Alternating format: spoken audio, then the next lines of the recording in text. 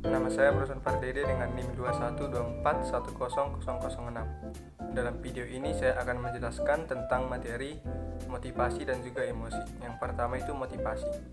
Motivasi adalah proses di mana kegiatan dimulai, diarahkan, dan berkelanjutan sehingga kebutuhan fisik dan psikologis terpenuhi.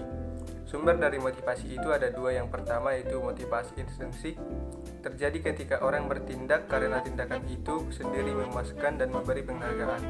Motivasi yang kedua, motivasi ekstrinsik, terjadi ketika orang menerima hadiah eksternal berupa uang atau barang untuk tindakan tersebut.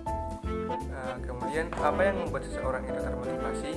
Menurut pendekatan evolusioner, seseorang termotivasi karena pola biologis bawaan yang tidak dipelajari. Contohnya itu perilaku seksual dan perilaku dalam berkompetisi. Dalam motivasi juga terdapat dua hal yang itu dorongan atau drive dan juga kebutuhan atau need.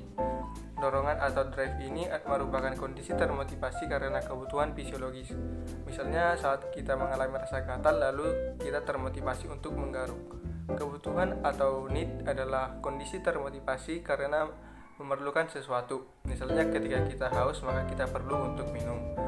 Misalnya kalau kita capek maka perlu untuk istirahat, dan contoh-contoh lainnya. Yang kemudian adalah emosi.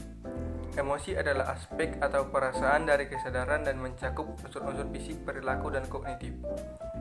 Emosi bersifat kompleks, melibatkan tubuh, pikiran, dan wajah. Faktor yang mempengaruhi emosi itu yaitu faktor biologis. Faktor biologis yang mempengaruhi emosi antara lain sistem saraf otonom yang terdiri dari sistem saraf simpatis dan parasimpatis. Faktor kognitif berpengaruh terhadap emosi, misalnya label takut terhadap ular. Kemudian faktor behavioral, yaitu perilaku baik verbal dan non-verbal, dapat berpengaruh terhadap perilaku. Faktor sosiokultural, ekspresi atau emosi, misalnya ketika kita bahagia dengan tersenyum ditampilkan seseorang itu kadang berbeda sesuai dengan kebiasaan pada masing-masing budayanya. Emosi bisa bersifat positif dan juga bisa bersifat negatif. Emosi positif yaitu perasaan seperti bahagia, rasa puas, tertarik, senang, dan lain-lain. Emosi negatif, perasaan seperti marah, merasa bersalah, sedih, iri, cemburu, dan lain-lain.